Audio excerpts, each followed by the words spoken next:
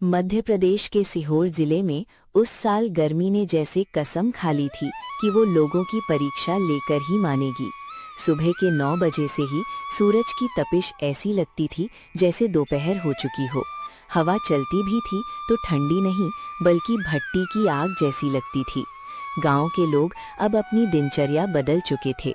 सुबह जल्दी काम खत्म करो और दोपहर में घरों में बंद हो जाओ। दोपहर के वक्त गांव की गलियां वीरान हो जाती थीं। कहीं कहीं कोई बूढ़ा आदमी अपने घर के बाहर खटिया पर लेटा हुआ हाथ से पंखा झलता नजर आता। बच्चे भी अब खेलना छोड़ चुके थे। वे सुबह सुबह तालाब में कूदकर ठंडक लेते और फिर घर लौट आते। गांव के बीचों बीच एक चौराहा था और उसी चौराहे पर था एक ढाबा, साहिल मटन कॉर्नर। ढाबा ज्यादा बड़ा नहीं था, लेकिन भीड़ इतनी होती थी कि बाहर लाइन लग जाती थी। लेकिन इस भीड़ की वजह सिर्फ खाना नहीं था, बल्कि वहां लगा एसी था। दोपहर के करीब 1 बजे 2 आदमी पसीने से तरबतर चलते हुए चौराहे की ओर आ रहे थे। भाई, आज तो जान निकल गई। ऐसा लग रहा है जैसे शरीर में खून नहीं, आग दौड़ रही है। बस थोड़ी देर और, साहिल के ढाबे पहुंचते ही सब ठीक हो जाएगा। वहां की ठंडी हवा याद है ना? हाँ, वही तो सोचकर चल रहा हूं, वरना बीच रास्ते में ही गिर जाता। दोनों ढाबे के अंदर जाते हैं। ठंडी हवा का झोंका उनके चेहरे से टकराता है। दोनों एक पल के लिए आंखें बंद कर लेते हैं। अब लगा कि जिंदा हो। सच में ये जगह नहीं, जन्नत है, जन्नत। अंदर का माहौल बिल्कुल अलग था। लोग आराम से बैठे थे। कोई मटन चावल खा रहा था, कोई बस पानी पीते हुए ठंडी हवा का मजा ले रहा था। कुछ लोग तो सिर्फ एसी के लिए ही बैठे थे। तभी काउंटर से आवाज आई, ओ भाई, यहाँ मुफ्त में बैठने का नहीं है, ऑर्डर करो वरना बाहर जाओ। एक आदमी उठकर बोला, अरे भाई, बस थोड़ी देर बैठने दिया होता। ये कोई धर्मशाला नहीं है, बिजनेस है मेरा, समझे? वो आदमी चुपचाप उठकर बाहर चला गया। ढाबे के अंदर जहां ठंडक थी, वहीं किचन में हालात बिल्कुल उल्टे थे। वहां खड़ा था रघु, पसीने से भीगा हुआ, आंखों में थकान, लेकिन हाथ तेजी से काम कर रहे थे। भट्टी की आग उसके चेहरे को लाल कर रही थी, लेकिन उसके हाथों में एक जादू था। उसके बनाए मटन की खुशबू पूरे चौराहे में फैल जाती थी। एक ग्राहक प्लेट खत्म करते हुए बोला, वाह साहिल भाई, ऐसा मटन तो शहर में भी नहीं मिलता। हमारा ही खास मसाला है भाई, सालों का एक्सपीरियंस है। रघु अंदर से ये सुन रहा था, लेकिन कुछ नहीं बोला। तभी रघु, क्या कर रहा है अंदर? ऑर्डर लेट हो रहा है। बस मालिक, अभी भेज रहा हूँ। आज फिर लेट किया तो पैसे काट लूंगा। रघु चुपचाप सिर झुकाकर काम करने लगा। उसके चेहरे पर थकान से ज्यादा बेबसी थी। शाम होते होते भीड़ और बढ़ गई। हर कोई एक ही बात कर रहा था, भाई, यहाँ का एसी ही सबसे बड़ा मजा है। मटन तो बहाना है, असली मजा तो ठंडी हवा में है। रघु ये सब सुनता रहा। उसे पता था लोग मटन के लिए नहीं, एसी के लिए आ रहे हैं, और उसका दिल अंदर ही अंदर टूटता जा रहा था। रात को ढाबा बंद हुआ। रघु थका हुआ घर की ओर चला। आसमान में भी गर्मी थी, जमीन भी गर्मी थी, और उसके दिल में भी एक आग जल रही थी। क्या मैं जिंदगी भर ऐसे ही काम करता रहूंगा? क्या मेरे बच्चों को कभी ठंडी हवा नसीब नहीं होगी? जैसे ही वो घर पहुंचा, दरवाजा खुलते ही उसके बच्चे दौड़कर उसके पास आए। पापा आ गए। पापा, आज पंखा लाए ना? रघु एक पल के लिए रुक गया। उसके चेहरे की मुस्कान गायब हो गई, लेकिन उसने खुद को संभाला। नहीं बेटा, लेकिन कल जरूर लाऊंगा। पत्नी सीमा दूर खड़ी सब देख रही थी। फिर पैसे नहीं मिले क्या? रघु चुप रहा, बस धीरे से बोला, कल मांगूंगा। रात गहराती गई, लेकिन गर्मी कम नहीं हुई। बच्चे करवट बदलते रहे और रघु छत को देखते हुए सोचता रहा। क्या मेरी मेहनत की कोई कीमत नहीं? क्या मैं कभी अपने परिवार को खुश कर पाऊंगा? गर्मी इतनी ज्यादा थी कि मिट्टी की दीवारें भी तप रही थीं। रघु का छोटा सा घर भट्टी जैसा लग रहा था। उसकी पत्नी सीमा हाथ से पंखा झल रही थी। बच्चे करवट बदलते बदलते आखिरकार थक कर सो गए, लेकिन रघु जाग रहा था। उसकी आंखें छत पर थीं और दिमाग में एक ही सवाल घूम रहा था। क्या मैं अपने बच्चों के लिए एक छोटा सा पंखा भी नहीं ला सकता? सुबह सूरज निकलने से पहले ही रघु उठ गया। उसने अपने बच्चों को सोते हुए देखा। उनके चेहरे पर पसीना था। वो धीरे से बोला, आज कुछ भी हो जाए, मैं पैसे लेकर ही आऊंगा। सीमा ने उसकी बात सुन ली। आज साफ साफ मांगना, झुकना मत। रघु ने हल्का सा सिर हिलाया और बाहर निकल गया।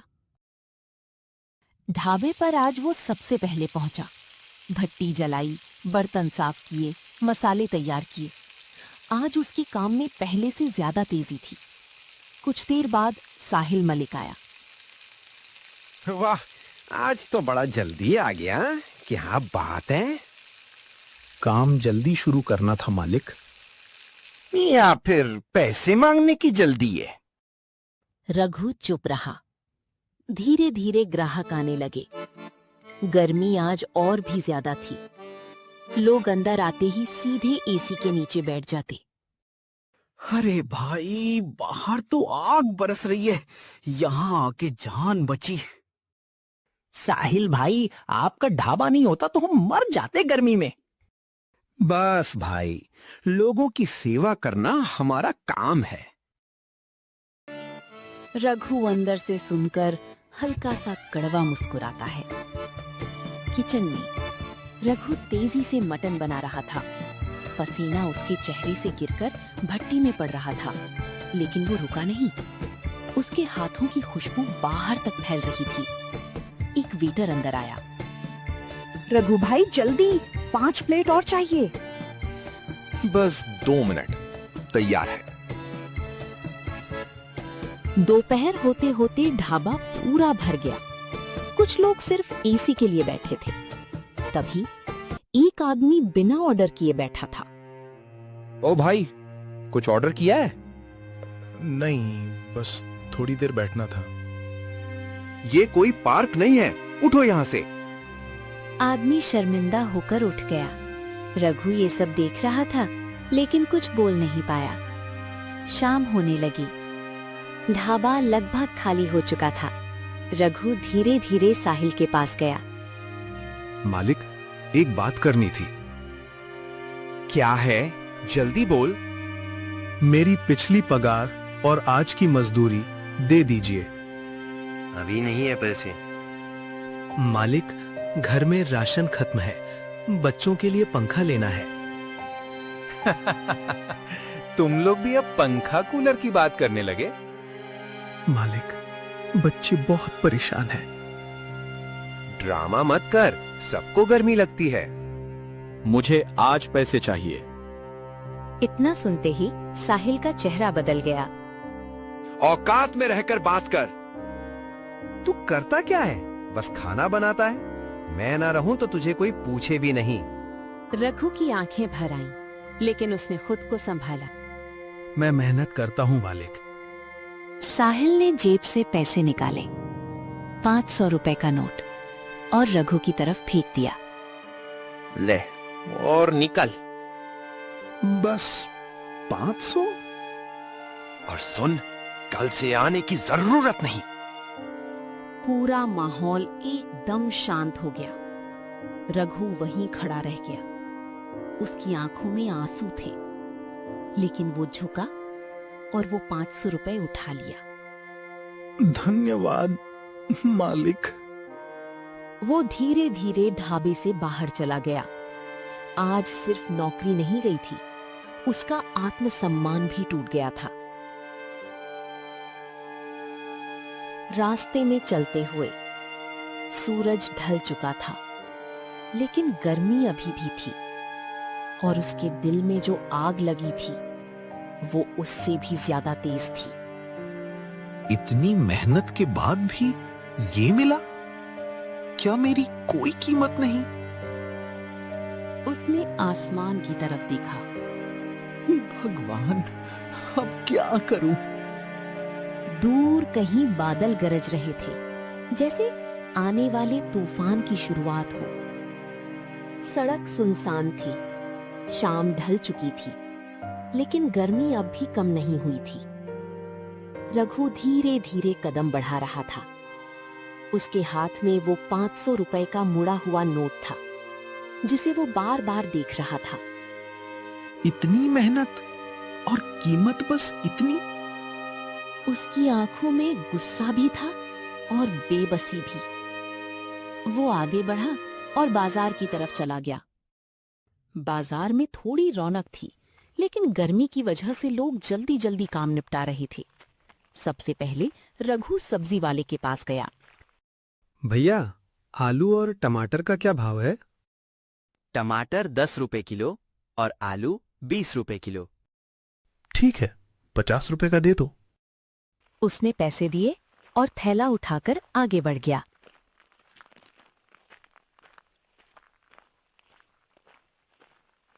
अब उसकी नजर एक दुकान पर पड़ी, पंखा और कूलर। दुकान में बड़े बड़े कूलर रखे थे, चमकते हुए पंखे। रघु धीरे धीरे अंदर गया। उसकी आंखें हर पंखे को देख रही थी, लेकिन जेब उसे रोक रही थी। इतने पैसे तो हैं ही नहीं। तभी पीछे से आवाज आई। अरे रघु! रघु ने पीछे मुड़कर देखा।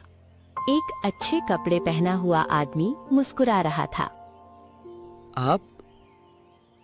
अरे भूल गया, मैं विक्रम, स्कूल वाला। रघु की आंखें चमक उठी। अरे विक्रम, तू? कैसा है भाई? क्या कर रहा है आजकल? बस ढाबे पर काम करता था, आज निकाल दिया। क्यों? पैसे मांगे तो गुस्सा हो गया। विक्रम कुछ पल चुप रहा, फिर मुस्कुराया। कोई बात नहीं, अब क्या चाहिए बता। रघु ने धीरे से कहा। बस एक पंखा बच्चों के लिए। बस इतनी सी बात? लेकिन पैसे नहीं है पूरे। दोस्ती में पैसे नहीं गिने जाते। जो पसंद है ले जा, जब हो तब दे देना। रघु की आंखों में आंसू आ गए। तू आज भी वैसा ही है। उसने एक मीडियम साइज का पंखा चुना। विक्रम ने खुद पैक करवा दिया। रघु जैसे ही घर पहुंचा, बच्चे दौड़कर उसके पास आए।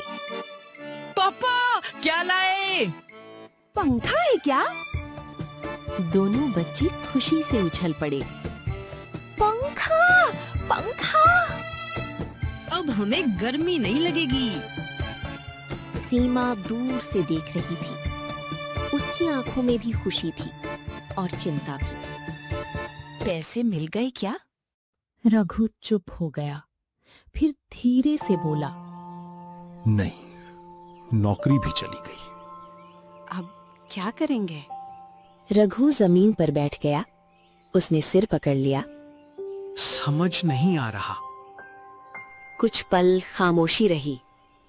फिर सीमा ने धीरे से कहा, एक बात पूछूं? हाँ। ढाबा किसके हाथ के स्वाद से चलता था? रघु ने उसकी तरफ देखा। मेरे। तो फिर अपना ढाबा क्यों नहीं खोलते? रघु चौंक गया।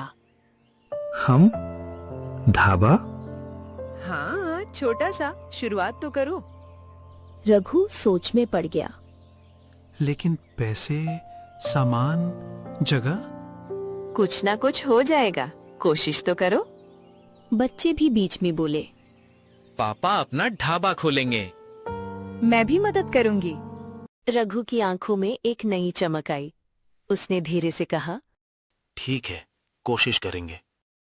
उस रात गर्मी वही थी, लेकिन इस बार रघु के दिल में डर नहीं, उम्मीद थी। एक नई शुरुआत की आग थी। सुबह की पहली किरण के साथ ही रघु उठ गया। आज उसकी आंखों में थकान नहीं, एक जुनून था, कुछ करने की आग थी।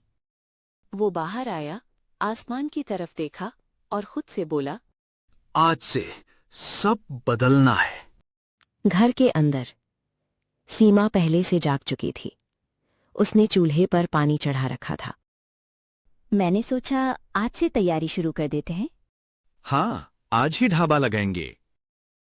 रघु ने अपने घर के पास खाली जगह देखी। कुछ पुराने टीन के टुकड़े, एक लकड़ी की मेज, 2-3 उधार की बेंच। बस यही उसका ढाबा था। शुरुआत छोटी है, लेकिन सपना बड़ा। सीमा ने मसाले तैयार किए। रघु बाजार गया, थोड़ा उधार लेकर मटन लाया। पहला दिन। दोपहर होने लगी। गर्मी फिर वही थी, कड़क, चुभने वाली। लेकिन आज रघु डर नहीं रहा था। उसने चूल्हा जलाया, मटन चढ़ाया। धीरे धीरे खुशबू फैलने लगी। आओ भाई, गर्मा गर्म मटन चावल। एक बार खाओगे तो भूल नहीं पाओगे। कुछ लोग रुककर देखने लगे। अरे, ये तो साहिल के ढाबे वाला रघु है। अरे हाँ, अब खुद का ढाबा खोल लिया क्या? हाँ भाई, एक बार खा कर देखो। 2-3 लोग बैठ गए। रघु ने पूरे मन से खाना बनाया, प्लेट परोसी। वाह, स्वाद तो वही है। सच में मटन तो कमाल का है। रघु के चेहरे पर मुस्कान आ गई। लेकिन कुछ देर बाद एक ग्राहक पसीना पोंछते हुए बोला, भाई स्वाद तो अच्छा है, लेकिन यहाँ बैठना मुश्किल है। हाँ, इतनी गर्मी में बिना एसी के नहीं खा पाएंगे। रघु का चेहरा धीरे धीरे उतर गया। भाई थोड़ा सह लो, खाना तो अच्छा है। खाना अच्छा है, लेकिन गर्मी उससे ज्यादा है। धीरे धीरे सब उठकर चले गए। खाली ढाबा।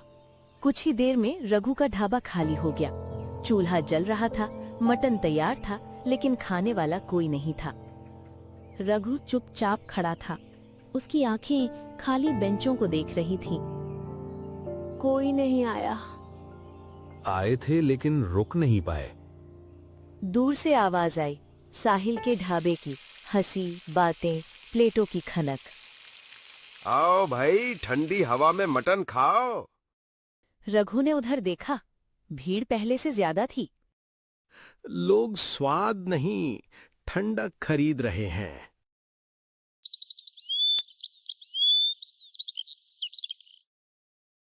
अगले दिन फिर कोशिश, फिर मटन बनाया, फिर आवाज लगाई, लेकिन इस बार कोई रुका ही नहीं।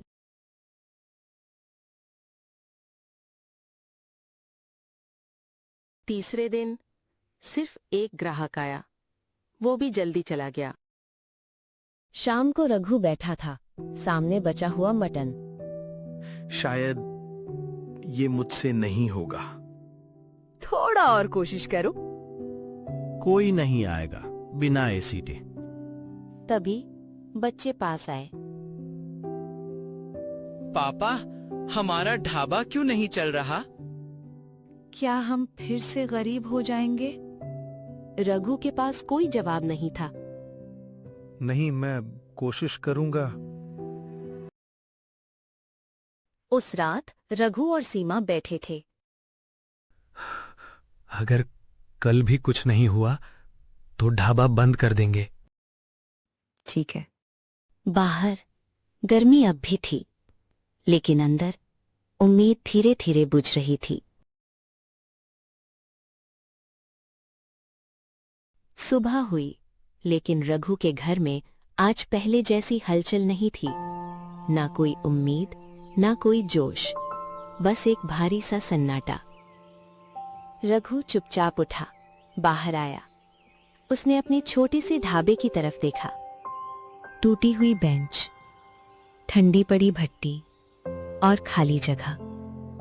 यही था मेरा सपना। अंदर से सीमा की आवाज आई, आज भी लगाओगे ढाबा? रघु कुछ पल चुप रहा, फिर बोला, आज आखिरी बार कोशिश करेंगे। दोपहर होने लगी। गर्मी आज भी पहले जैसी ही थी, निर्दयी, जलती हुई। रघु ने फिर चूल्हा जलाया, मटन चढ़ाया। आओ भाई, गर्मा गर्म मटन। लेकिन कोई नहीं रुका। लोग सीधे साहिल के ढाबे की तरफ जा रहे थे। वहां हंसी, ठंडी हवा, भीड़। आओ भाई, एसी में बैठो, मजा लो। रघु सब देख रहा था। मैं हार गया। शाम हो गई, सूरज ढल गया, लेकिन रघु के ढाबे पर एक भी ग्राहक नहीं आया। सीमा धीरे से बोली, चलो बंद कर देते हैं। रघु ने सिर झुका लिया। शायद यही सही है। दोनों ढाबा बंद करने ही वाले थे, तभी दूर से एक आवाज आई, भाई कोई है, मदद करो। रघु और सीमा ने देखा, एक शहरी आदमी अपनी बीमार पत्नी को संभाले खड़ा था। उसकी पत्नी बहुत कमजोर लग रही थी। क्या हुआ भैया? हमारी गाड़ी खराब हो गई। मेरी पत्नी की तबीयत बहुत खराब है, कहीं रुकने की जगह चाहिए। रघु कुछ बोलता उससे पहले वो आदमी साहिल के ढाबे की तरफ गया। भाई मेरी मदद कर दो, बस रात भर रुकने दो। साहिल बाहर आया। ये होटल है, धर्मशाला नहीं। मेरी पत्नी बहुत बीमार है। मुझे फर्क नहीं पड़ता, निकलो यहाँ से। उसने अपने नौकर से कहा, इनको बाहर निकालो। रघु ये सब देख रहा था, उसका दिल पिघल गया। रघु तुरंत उनके पास गया। भैया, आप हमारे पास आ जाइए। लेकिन आपका ढाबा तो बंद हो रहा था। कोई बात नहीं, आप हमारे मेहमान हैं। सीमा ने भी मुस्कुरा कर कहा, आइए भाभी जी, अंदर बैठिए। उन्होंने उन्हें बैठाया, पानी दिया। रघु ने तुरंत चूल्हा फिर से जलाया। थोड़ा मटन बना दो, ताकत आ जाएगी। कुछ देर बाद रघु ने खाना परोसा। ये लीजिए, गरम गरम है। शहरी आदमी ने खाना खाया और जैसे ही पहला कौर लिया, ये तो कमाल है। उसकी पत्नी ने भी धीरे से कहा, बहुत स्वादिष्ट है। रघु मुस्कुराया। तुम्हारा ढाबा चलता क्यों नहीं? रघु ने सब सच बता दिया।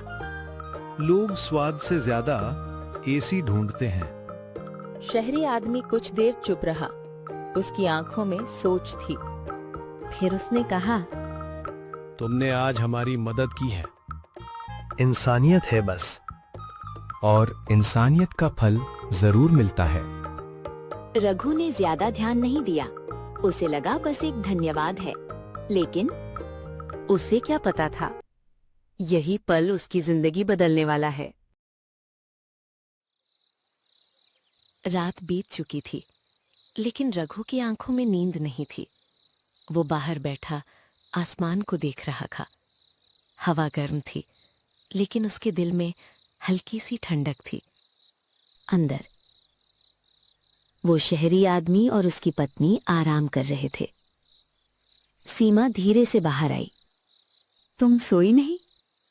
नहीं, बस सोच रहा हूं। क्या? अगर हमारा ढाबा चल जाता तो जिंदगी कितनी अलग होती। शायद भगवान ने कुछ अच्छा सोचा हो। रघु हल्का सा मुस्कुराया।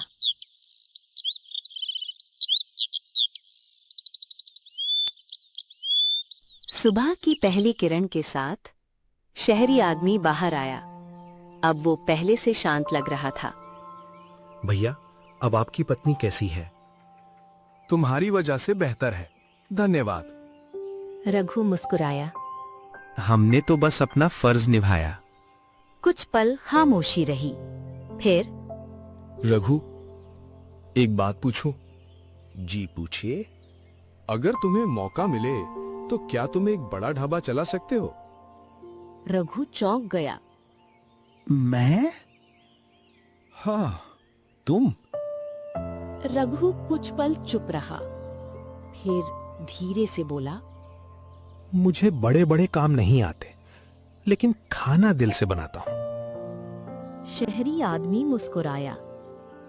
बस वही काफी है। रघु समझ नहीं पा रहा था। आप कहना क्या चाहते हैं? शहरी आदमी ने गहरी सांस ली। मैं शहर का एक बड़ा व्यापारी हूँ। रघु और सीमा एक दूसरे को देखने लगे। और मैं तुम्हारी मदद करना चाहता हूँ। मेरी? हाँ, तुम्हारी। सीमा की आंखों में चमक आ गई। सच? तुमने कल हमारी मदद की, अब मेरी बारी है। उसी दिन गांव में हलचल शुरू हो गई। कुछ मजदूर आए, सामान आया, लोहे की रॉड, लकड़ी, पेंट। लोग हैरान थे। अरे, ये क्या हो रहा है? रघु का ढाबा इतना बड़ा बन रहा है। रघु खुद भी यकीन नहीं कर पा रहा था। ये सब मेरे लिए? हाँ, और ये सिर्फ शुरुआत है।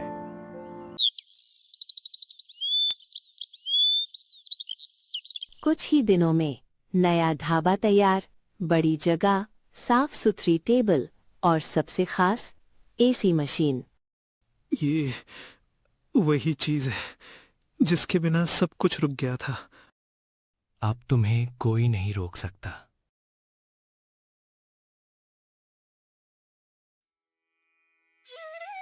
ढाबा खुलने का दिन आया।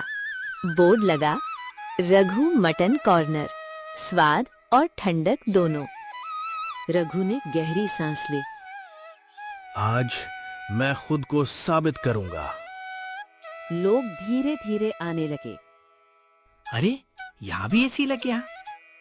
और ये तो वही रघु है। सब अंदर बैठे। एसी चालू हुआ, ठंडी हवा फैली। रघु ने मटन बनाया, खुशबू फैली। पहला ग्राहक खाता है। वाह, अब तो मजा आ गया। भाई, अब असली मजा यही है, एसी भी और स्वाद भी। धीरे धीरे भीड़ बढ़ने लगी। ढाबा भर गया।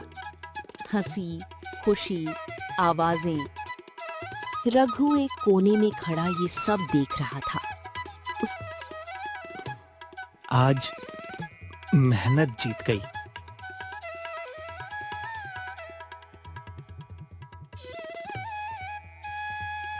कुछ ही दिनों में पूरा गांव बदल चुका था। जहां पहले लोग साहिल मलिक के ढाबे की तरफ भागते थे, अब वही लोग रघु मटन कॉर्नर के बाहर लाइन में खड़े थे। रघु का ढाबा अब चमक रहा था। साफ सुथरी टेबल, ठंडी एसी हवा और सबसे खास दिल से बना हुआ मटन। दोपहर का वक्त, गर्मी आज भी उतनी ही थी, लेकिन अब लोग सीधा रघु के ढाबे में जा रहे थे। भाई, अब असली मजा यही है, एसी भी और स्वाद भी।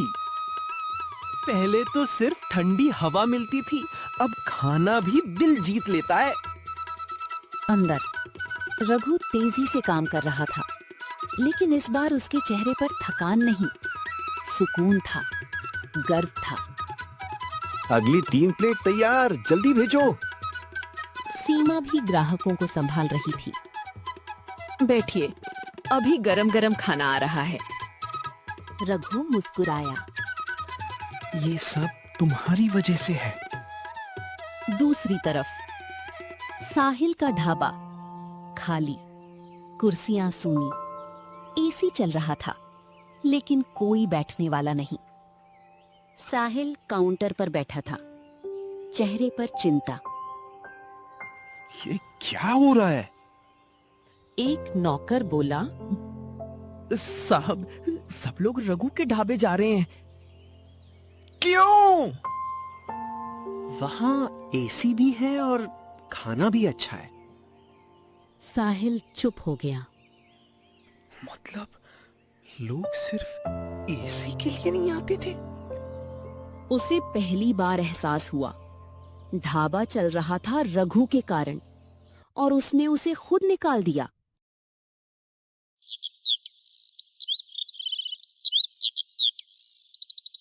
एक दिन साहिल खुद रघु के ढाबे पर आया। वह भीड़ को देखकर हैरान रह गया। इतनी भीड़। वो अंदर गया। रघु काम में लगा था। दोनों की नजरें मिली। कुछ पल खामोशी। रघु ने काम रोका। जी, मुझसे गलती हो गई। रघु चुप रहा। मैंने तुझे समझा नहीं, तेरी कद्र नहीं की।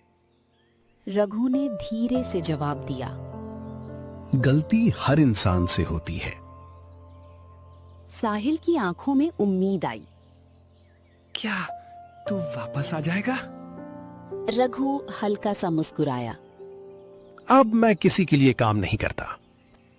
भीड़ ये सब देख रही थी। मैंने सब खो दिया। रघु ने एक पल सोचा, फिर कहा, आपने मौका खोया है, सब नहीं। साहिल ने उसकी तरफ देखा। अगर बदलना चाहो तो अभी भी देर नहीं हुई। साहिल की आंखों में आंसू आ गए। धन्यवाद। और वो धीरे धीरे वहां से चला गया। शाम, ढाबा फिर से भरा हुआ था। रघु एक कोने में खड़ा था। उसने अपने परिवार को देखा। सीमा मुस्कुरा रही थी। बच्चे हंस रहे थे। आज सब मिल गया। हुनर कभी छोटा नहीं होता। इंसानियत सबसे बड़ी ताकत है। घमंड का अंत तय है, और सही समय पर लिया गया फैसला जिंदगी बदल देता है।